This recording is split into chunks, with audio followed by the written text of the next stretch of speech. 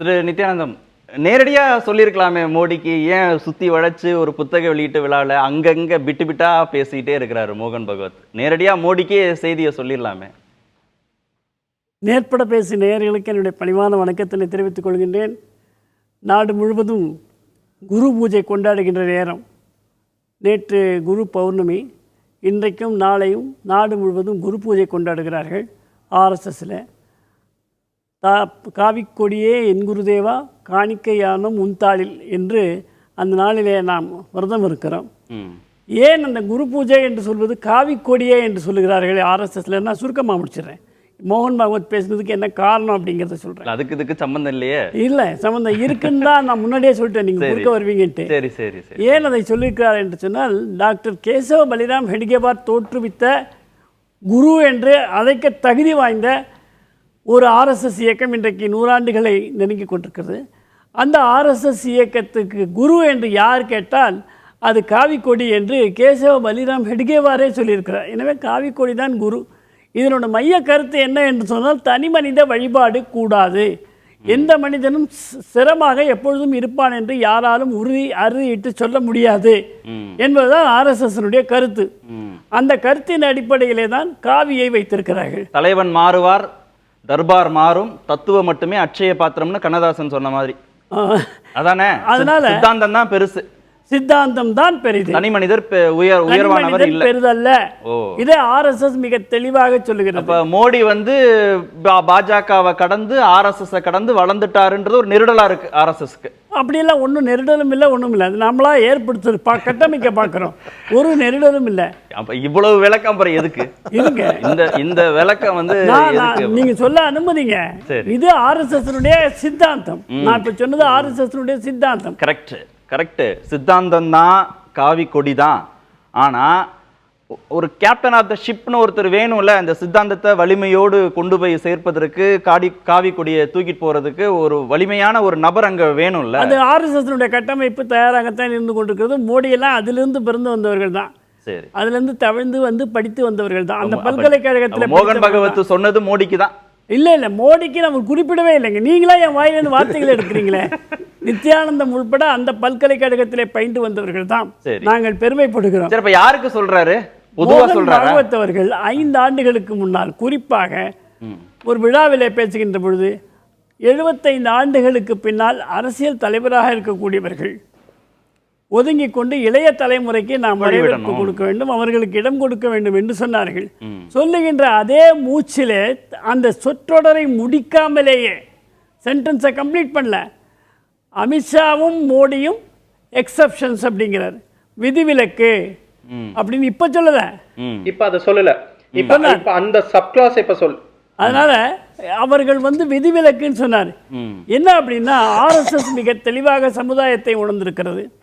அரசியலிலே ஆர்எஸ்எஸ் போன்று தனி மனிதர் முக்கியமல்ல என்று சொல்லி யாரை வேண்டுமானாலும் நிறுத்தலாம் என்று சொன்னால் அரசியலிலே என்ன பலன் கிடைக்கும் என்பதை அறிந்தவர்கள் ஆர்எஸ்எஸ். வாக்குகளை சேர்க்கக்கூடிய, வாக்குகளை பெறக்கூடிய தன்மை உள்ள தலைவர்கள் முகம் கிடைக்குமானால் அந்த முகத்தை பயன்படுத்துவதுதான் அரசியலிலே வழக்கமாக இருக்கிறது. அது ஒரு நல்ல சுயம் சேவகனுடைய முகத்தை காட்டுவதில் எந்த குறையும் இல்லை என்று ஆர்எஸ்எஸ் உணர்கிறது. இல்ல, இப்ப முகம் தேவைன்னு நம்புதா ஆர்எஸ்எஸ்? கண்டிப்பா. அதனால தான் மோடின்னு சொல்லல. ஆர்எஸ்எஸ் மோடி மேல என்ன பயம்? ஆர்எஸ்எஸ் கவர்னர் பதவி கேக்குதா, மந்திரி பதவி கேக்குதா? இல்ல, யோகிய மனசுல வச்சுக்கிட்டோ அவசியம் இல்ல. யோகியா அடுத்த பிரதமர் ஆக்குங்க அப்படி ஏதாவது பேசுறாரா மோகன்? யோகியா அடுத்த பிரதமர் ஆக்குங்கன்னு அவர் நேரடியா சொல்லிடுவாரு. இளைஞர் வேறு 5 முறை பாராளுமன்றத்தில் இவங்க 2 பேரும் ஒத்துக்கல. மோடியும் ஷாவும் யோகியை தான் அக்செப்ட் பண்ணவே இல்லையே. அது நீங்க எப்படி சொல்றீங்க? மோகன் பகவத் சொன்னாரா? தெரியுது இல்ல, அவங்களுடைய நடவடிக்கைகள்லயே தெரியுது இல்ல, அவங்க பிரச்சாரத்துக்கு தொடங்கி இப்போ இல்ல எல்லாமே மோகன் பகவத் சொன்னாதான் புரிஞ்சுக்கணும்னு இல்ல. அவங்க மோடிய, திரு நரேந்திர மோடியும் அமித்ஷாவும் எப்படி நடத்துறாங்க, அவருக்கான முக்கியத்துவத்தை எப்படி கொடுக்கறாங்கங்கறத வச்சு நம்மளால புரிஞ்சுக்க முடியுதுல. அவங்க அக்செப்டன்ஸ்க்கு வரல. புரிதல் வேறுபடுங்க. உங்களுக்கு அப்படி புரியுது, ஆர்எஸ்எஸ்ல பயின்ற எனக்கு அப்படி புரியலையே. உங்களுக்கு புரியாது இல்ல? ஆமா, உங்களுக்கு புரிஞ்சிட கூடாது இல்ல? புரியக்கூடாது. ஆமா, ஏனென்றால் இது ஒரு கூட்டு குடும்பம்.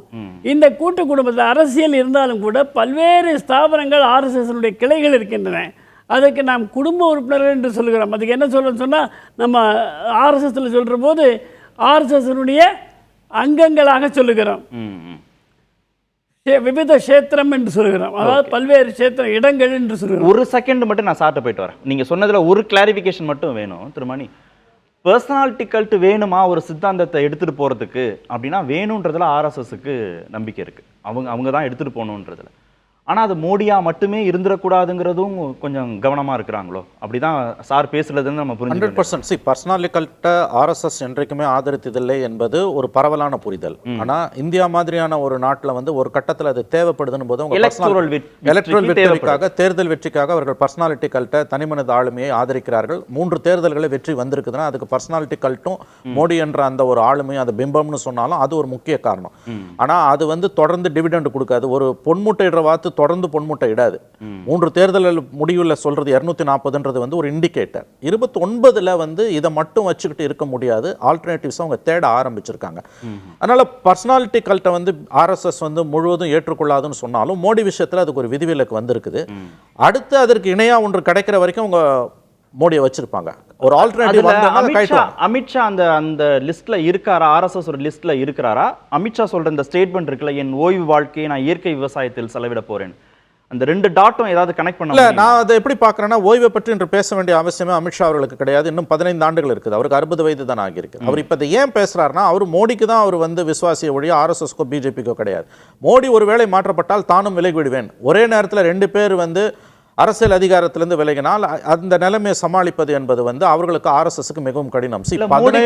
அமித்ஷான ஒரு சூழல் ஆர்எஸ்எஸ் விரும்புது இல்ல ஏத்துக்குதுன்னு அந்த அக்செப்டன்ஸ்க்கு அது இல்லைன்ற நான் அந்த ரேஸ்ல வந்து அமித்ஷா பின்தங்கி இருக்கிறார் என்பதுதான் தன்னுடைய ஓய்வை பற்றி அமித்ஷா பேசுவதற்கான அர்த்தம் என்று நான் புரிந்து கொள்கிறேன். அவர் ஒரு செக் வைக்கிறார், ஒருவேளை மோடியை மாத்தினீங்கன்னா நானும் வெளியில போயிடுவேன். 2 பேரும் வெளியில போனாங்கன்னா அந்த வேக்கியமா ஆர்எஸ்எஸ் தாங்க முடியாது. பிடிக்குதோ பிடிக்கலையோ இந்த 11 ஆண்டுகளாக நாட்டில் நடந்து கொண்டிருக்கக்கூடிய சம்பவங்களை வைத்து பார்க்கும்பொழுது, ஆகவே இது பர்சனாலிட்டி கல்ட்டை பத்தி பேசும்போது அவருங்க நித்யானந்தம் அவர்கள் வந்து ஒரு பாதி உண்மை சொல்றார், ஒரு பாதி வந்து மறுக்கிறார். இது மோடிக்கானது அல்ல என்று சொல்வது அவர் தன்னைத்தானே ஏமாற்றிக் கொள்கிறார் தான் நான் பார்க்கிறேன். நீங்க அரசியல்ல நம்ம ஆர்எஸ்எஸ் பல்கலைக்கழகத்தில் பயிற்சி பெற்றவர்கள் இல்ல, நானாஜி தேஷ்முக் 77ல் இருந்தார், ஜனதா கட்சியினுடைய தலைவராக, பெரிய தலைவராக இருந்தார். 60 வயது ஆனவுடனே அரசியலை விட்டு ஒதுங்கிவிட்டு ஒரு கிராமத்தை தத்தெடுத்து குடித்தண்ணீரிலிருந்து மின்சாரத்திலிருந்து இந்த கிராமமே தன்னை தயார் செய்து கொள்ள வேண்டும், அரசை நம்பக்கூடாது என்ற அளவிலே அந்த மக்களுக்கு தன்னம்பிக்கையை ஊட்டி அதை செய்து காட்டியவர். மோடியா போகணும்னு எதிர்பார்க்குறீங்க? இல்லை, நான் உங்களுக்கு சொல்கிறேன், 60 வயசில் இன்றைக்கு அமித்ஷா எனக்கு உபனிஷத்துகள் படிக்க வேண்டும் நிறைய சொல்றீங்க, நான் இப்படியா இருக்குமோ அப்படியா இருக்குமோன்னு கேட்டா நீங்களா அப்படி புரிஞ்சுக்கிறீங்கன்னு சொல்றீங்க. உங்களுடைய கட்டமைப்புல இத உள்ள கொண்டு வரலாம்னு பாக்குறீங்க. இப்ப 60 வயதுல ஒருத்தர் போயிட்டாரு, அப்படி இருந்தா சமூக சேவை பண்றாருன்னா 75 வயது வரைக்கும் போகாம புடிச்சிட்டு இருக்காரு மோடி. அதை நாங்க மறைமுகமா சொல்லி பார்க்கிறோம்னு அர்த்தம். பாஜகவில் சட்டதிட்டங்களிலே இத்தனை வயது வரை தான் அரசியல் இருக்க வேண்டும், மந்திரியா இருக்க வேண்டும் என்று நிச்சயமாக கிடையாது. அப்புறம் ஏன் அத்வானி போனாரு, முரளி மனோகர் ஜோஷி போனாரு? அதுதான் இப்ப நான் சொல்ல வரேன். டாக்டர் ஜி தன்னுடைய இறுதி மூச்சு வரை ஆர்எஸ்எஸ் தலைவராக இருந்தார்கள், குருஜி அப்படித்தான் தலைவராக இருந்தார்கள். அடுத்து வந்த பாலாசாஹேப் தேவராஜ் 78வது வயதிலே தனக்கு உடல்நலக் கோளாறு, என்னால் இயங்க முடியவில்லை என்று சொல்லி தாமாக விலகி சென்றார். அதற்கு பின்னால் சுதர்சன்ஜி வந்தார், அவருக்கும் உடம்பு சரியில்லாமல் போனது. இப்படி தொடர்ந்து ஆர்எஸ்எஸ்னுடைய தலைவர்களாக இருக்கக்கூடியவர்கள் கடைசி வரை இருக்கலாம், ஆனாலும் கூட உடல் ஒத்துழைக்கவில்லை என்று சொன்னார். அவர் எனக்கு உடம்பு நல்லா இருக்கு, நான் இன்னும் ஒரு 10 வருஷம் இருக்கேன் அப்படின்னு மோடி சொன்னா விட்டுருவீங்கல்ல? விடுறது யாருங்க? மக்கள் தேர்ந்தெடுத்தா அவர் தான். இது ஆர்எஸ்எஸ். மோகன் பகவத் தானே பேசுறா. இப்ப மக்கள் வந்து மோடியை நாங்க ஏத்துக்க மாட்டோம்னா தேர்தல்ல தானே சொல்லுவாங்க. இந்த மாதிரி பொதுக்கூட்டங்கள்ல புத்தக வெளியீட்டு விழாலாம் போய் பேசுவாங்க. மோகன் பாகவத் அவர்கள் அகில இந்திய ஆர்எஸ்எஸ் உடைய தலைவர். அவர் மிக தெளிவாக ஏற்கனவே சொன்னதைத்தான் மீண்டும் மீண்டும் சொல்லுகிறேன். மோடி அவர்கள் விதிவிலக்கு இந்த முறை சொல்லல. ஏனென்றால் இந்த முறை அந்த விதிவிலக்க சொல்லல. கேளுங்க, இந்த முறை சொல்லலைங்க, நான் மோடிக்கு தான் சொல்றேன்னு சொல்லல. இது புரிஞ்சுக்கணும் நீங்க. சரி, யாருக்கு சொல்றாரு?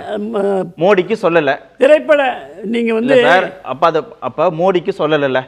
நான் என்னுடைய புரிதல் அப்படிங்க. கரெக்ட். மோடிக்கு இல்ல, நான் உங்ககிட்ட தான் பல கோணங்கள் பல பார்வைகள். மோடிக்கு சொல்லலைன்னா இப்ப இந்த ஸ்டேட்மெண்ட் யாருக்கு சரியா பொருந்துது?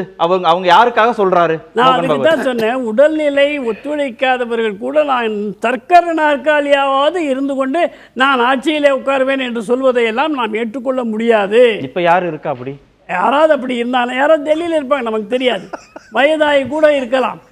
அப்படி வயதாகி தள்ளாமையினால் பேர் இல்லை அவங்களுக்கு இல்லைங்க, அது எனக்கு தெரியாது. அரசியல் தலைவர்கள், முதல்வர்கள் இந்தியா முழுக்க எப்படிப்பட்ட தலைவர்கள்லாம் இருந்து கொண்டிருக்கிறார்கள் என்பதெல்லாம் என்னால் எப்படி கணிக்க முடியும்? என்னுடைய கருத்து இதுதான்.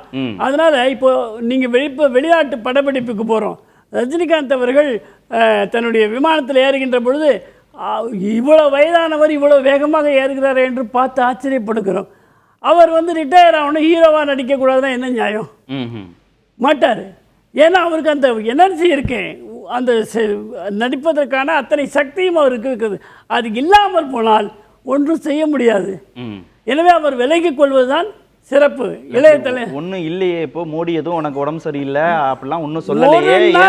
இந்த 15 ஆண்டுகள்ல ஒரு நாள் அவர் மருத்துவமனைக்கு சென்றதாகவோ மருந்து சாப்பிட்டதாகவோ விடுப்பு எடுத்ததாகவோ வரலாற்றில் இந்த 15 வருஷத்துல கிடையாது. அந்த அளவிற்கு ஒரு இளமை ததும்ப இதெல்லாம் நான் கேட்க வேண்டிய கேள்வி. இதெல்லாம் ஏன் தரப்புல இருந்து அவர் ஒரு நாள் கூட ஓய்வெடுக்கலையே, 3 மணி நேரம் தானே தூங்குறாரு, பல நாடுகளுக்கு போறாரு, அவரை ஏன் ஓய்வெடுக்க சொல்றார் மோகன் பகவத்னு நான் கேட்க வேண்டியது. சொல்லவே இல்லை நான் சொல்றேன். திரு அரவிந்த், மோகன் பகவத் மனசுல வச்சு சொன்னது மோடிக்கு இல்லைன்னு திரு நித்யானந்தம் சொல்றாரு. ஒரு பொதுவான இந்திய அரசியல்வாதிகளுக்கான கருத்து அப்படின்னு அவர் சொல்றாரு. அது பொதுவான இந்திய அரசியல்வாதிகளுக்கான கருத்தாக ஆர்எஸ்எஸ் தலைவர் சொல்லியிருந்தாலும் இந்த கருத்து யார் நடைமுறைப்படுத்தி இருக்காங்க, எந்த கட்சி நடைமுறைப்படுத்தி இருக்கிற, வேற எந்த கட்சியுமே இந்த ஒரு 75 வயதுக்கு மேற்பட்டவர்கள் பொறுப்பில் இருக்கக்கூடாது என்பதனை நடைமுறைப்படுத்திய ஒரே கட்சி பாஜக மட்டும்தான். எனவே அவர் சொல்வது பாஜகவுக்கு தான் பொருந்தும். ஏன்னா இதே கண்டிஷன்ல தான் மார்கதர்ஷ் மண்டல்னு சொல்லி ஒரு அமைப்பு உருவாக்கி அத்வானியிலிருந்து முரளி மனோகர் ஜோஷி வரைக்கும் எல்லாத்தையும் அந்த அமைப்பில் உட்கார வச்சாங்க. நான் முன்பே சொன்னது போல 2017 நஜ்மா ஹெப்துல்லாவை ரிசைன் பண்ண சொன்னது ஒரே காரணம் தான், அவங்க 75 வயதை தாண்டி விட்டார் என்பதற்காக. அதனைத் தொடர்ந்து யூபி எலெக்ஷன் முடிஞ்சோன்னு கல்ராஜ் மிஸ்ராக்கும் அதே தான் சொன்னாங்க. எனவே இந்த சித்தாந்தம் ஆர்எஸ்எஸ் சொல்லக்கூடிய சித்தாந்தத்திலும் இந்த கோட்பாடு, இந்த 75 வயதுக்கு மேற்பட்டவர்கள் இருக்கக்கூடாது என்பதனை ஒரு ஃபாலோ பண்ணிட்டு வந்து பிரின்சிபல் ஃபாலோ பண்ணிட்டு வந்த கட்சி பாஜக. எனவே ஆர்எஸ்எஸ் தலைவர் சொல்வது பாஜகவுக்கு தான். பாஜக யார் தற்போது 75 வயதை நெருங்க இருக்கிறார்கள், 75 வயதில் யார் இருக்கிறார்கள், யார் அந்த உயர்ந்த பதவியில் இருக்கிறார்கள்? மோடி தான். எனவே இது ஒரு சட்லா இந்த மெசேஜ் சொன்னாலும் இது மோடிக்கான மெசேஜ் தான். ஆனால் மனிஷா சொன்ன மாதிரி தான் 2029க்கு முன்பாக மோடியை மாற்றுவார்களா என்றால் அதுக்கான வாய்ப்பே கிடையாது. 2029 வரை மோடி தான் பிரதமர். ஆனால் 2029 நாடாளுமன்ற தேர்தலில் கட்சியை மீண்டும் மோடியின் முகத்தை வைத்து தேர்தலை சந்திப்பதா, மோடியை தலைமையாக கொண்டு தேர்தலை சந்திப்பதா, அல்லது கட்சியை அடுத்த கட்டத்துக்கு தயார்படுத்துவதா என்ற கேள்விதான் இருக்கிறது. அதுக்கு தான் அவர் என்ன சொல்றாருன்னா 75 வயதில் இருப்பவர்கள் தானாக விலகிக் கொள்ள வேண்டும், அடுத்த தலைமுறைக்கு அல்லது அடுத்தவர்களுக்கு வாய்ப்பளிக்க வேண்டும் என்ற அந்த இரண்டாவது மெசேஜும் 2 மெசேஜா, ஒன்று பாஜக அடுத்த தலைவர் யார் என்பதற்கான ஒரு மெசேஜும் கூட 2029 மோடி தலைவராக, மோடி தலைமையிலே மீண்டும் தேர்தலை சந்திப்பதற்கு ஆர்எஸ்எஸ் விருப்பமில்லை என்பதுதான் மிகவும் தெளிவாக தெரிகிறது.